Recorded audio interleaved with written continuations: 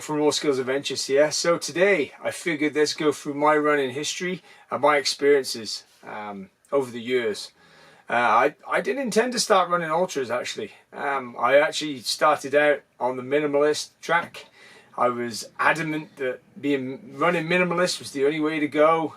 Using your body's natural functions. You don't need all this cushioning in your heels that the running shoe companies have come out with, and are basically touting bad form. Don't need all that. So I was on that impression for the longest of time, and I spent a while getting into the minimalist running. So I was running in these are Vibrams here, and I was into running in these, and then I moved from these to running barefoot. But I got fed up with stubbing my toe on roots and rocks and things. So I needed a bit of protection. So I ended up going back to these again, which are great fun. Love them, but I still felt like my feet were just in foot caskets. You know, that's what the minimalist runners say.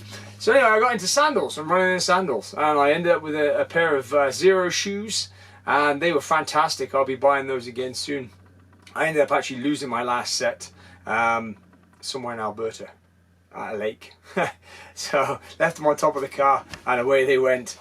But anyway, so for the longest of time I spent my time running in things that were 1 to probably 3 millimeters thick at the bottom, hardly any cushioning, extremely flexible. You can roll these up and put these in your pocket. And that was the only way I decided anybody should be running. I was a terrible heel striker when I first started out. I'd have a lot of knee issues. I got a lot of knee issues. I'd run his knee. I couldn't run. I struggled to run 5k and up. 10k I'd start having IT band issues, and it would be just a nightmare. So when I say heel strike, it means you land on your heel and then you roll forward. Whereas now I'll actually land more mid-foot, forefoot. So I'll land here and then I'll push myself off that way. My heel will touch the ground for a second and push off. Benefits of a forefoot, mid-foot strike are basically if you look at your biomechanics, your feet are designed to splay when they hit the ground. So as you hit the ground, your feet will splay. When they're barefoot, when they're out of tight shoes, they will splay. Good thing to try is to get out there, take your shoes and socks off, go run on some grass in the summertime, and you'll see you cannot run heel toe barefoot. It hurts. You won't be able to do it for long. Whereas if you get on there, your natural running cadence, your natural running form you'll be landing more forefoot, midfoot, and you can see your knee will stay slightly bent, your ankle will stay slightly bent, and your feet will land and splay.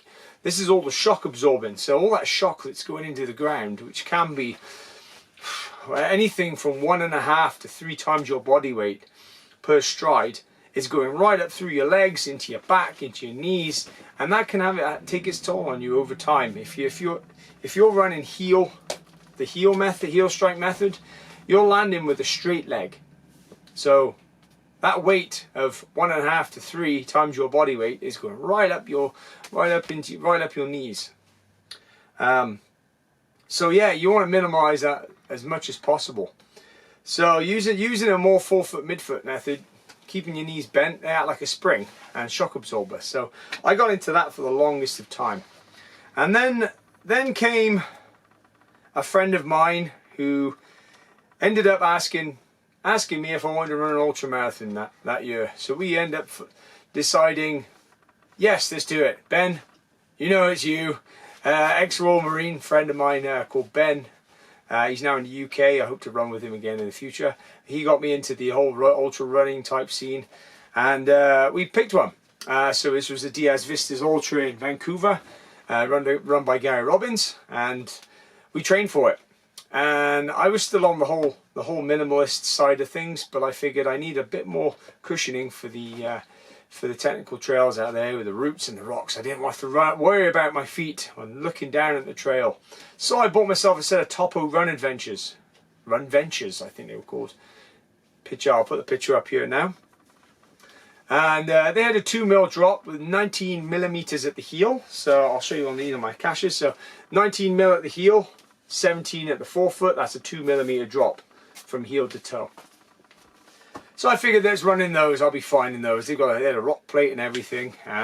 Quite stiff soled shoes. Anyway, I got about 15k in and we'd hit a big downhill and I went a bit nuts and my calves were cramping up and I was in a hell of a state.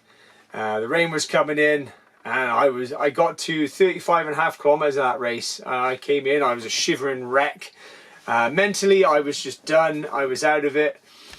And I basically had failed in my layering and I didn't think I needed as many layers as I should have carried with me. I didn't take a proper waterproof jacket. I only had a windbreaker with me. Anyway, I pulled myself out at 35.5 kilometers in out of the 50k. So I DNF'd. Disappointed with my result. I looked back at the drawing board and that day my feet were in agony too. So I went back to the drawing board, trained a little more, and I picked up a set of, I ditched the Toppos. I was like, never run any of these again, get rid of them. The soles had worn out on them anyway, so I was like, get rid of them. I moved on to a pair of Saucony Peregrine 8s. So these are a thicker heeled shoe. 24.5 in the heel, and they had 20.5mm in the forefoot, with the old 4mm drop in from heel to toe. So I tried those out and I ran 50 kilometers up Big White. It was basically up Big White in Kelowna, up and down that a few times, and for 50 kilometers, and I completed that with to my surprise and to my extreme satisfaction, and completed that, and my feet were fine. I didn't feel any pain at all, and there was no aching. And I was like, I'm gonna have to move up and try these different shoes just to see what they can do. And now moving on to this year, I'm running these bigger distances. I've got a 403 kilometer trail adventure race coming up, which isn't, it's intimidating, but it's not as intimidating as 120 miles of mountain running in August. So I've been looking at it, and I'm looking at going to the dark side now. And I've been so adamant and so against these thick cushion shoes for the longest of time, like Hoka's. I've been so against them, and I'm like, what are those monstrosities on your feet?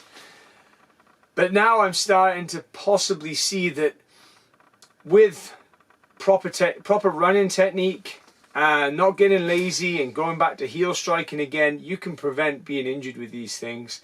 And continuing with the forefoot striking, I'm sort of feeling that I may get on well with them. So I've come and picked up a set of Saucony Exodus 10s. I love my Saucony shoes. The foam just works for me. These are my latest ones. I haven't ran in them yet, hence why they're nice and clean. These actually have 31.5mm heel with a 27.5 forefoot. So lots of cushion for me to land on, and they should be. And they've also got a rock plate in the middle to protect against any rocks or nasty stuff trying to stick up into your feet. So for in the longer races, once the technique starts getting a little lazy, yeah, I've got to keep focusing on my technique, but I don't have to worry about it as much because I've got a little bit extra protection on my feet. And plus, being a heavier guy too, I'm starting to think it might be a benefit to have that extra little bit of cushion underneath. I'm trying to stave off the stress fractures, because that's what can happen once you start hitting the bigger miles, is you can potentially get stress fractures from running them. So yeah, so like I said, this year I'm going to be trialing out some thicker soled shoes, the dark side, and also mixing. This doesn't mean I'm going strictly to these. I'm also sticking with the minimalist form 2. I'll be getting out running just barefoot, running in Vibrams, and I want to keep that form, that forefoot, midfoot running form going, and running nice and light, because frankly I want to be able to run for the rest of my life and keep my joints nice and healthy. So yeah, going on to the last point in this one, I feel types of shoes are basically the types of shoes that people want to run in should be within reason, and you should have your technique down first before considering a specific type of running shoe. Get that technique down, learn to run comfortably, learn to run economically, and then you can start playing around with the different types of shoes. But I feel like if everyone started at the bottom end, running zero drop, low cushion shoes, I think we'd have a lot less injuries in this trade. And then you can pick your way through and decide what cushion works well for you for different length races, and go from there. And last year, I think the only race I ran was in these. I ran a 35k mountain race. Fantastic pair of shoes, lots of grip. The only problem is blowing out the sides. That's been my main issue with shoes. So far, I just keep blowing out the sides. But these are the Sportiva Cashas, 26 in the heel, 20 at the front, and then a 6mm drop heel to toe. They've been great shoes. But yeah, 35k, but my feet were a little sore after that because I did hammer it a bit. So anyway, that's just me showing off some different shoes for you, and my experience in these different shoe types. So anyway, hopefully that's helpful for you, and hopefully I inspire some bigger guys to get out there and go running. There are options.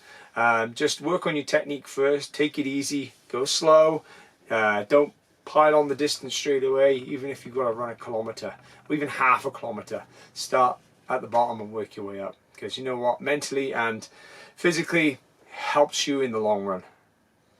And you know what, once you get into the bigger distances, it's fun. It's fun being able to run up that hill, run up into the mountains. So anyway, everyone, hey, thank you very much for watching. Please check out my Project Perseverance challenge that I've set for myself this year, and please consider donating to one of the charities. I have a UK based one for my UK viewers, and I have a Canadian one for my North American viewers, and please consider donating to one of them. It'll be a big help. Let's try and sort out, help all the people that are suffering from PTSD right now and injuries associated with doing their jobs in the line of duty. So anyway, thank you very much and take care.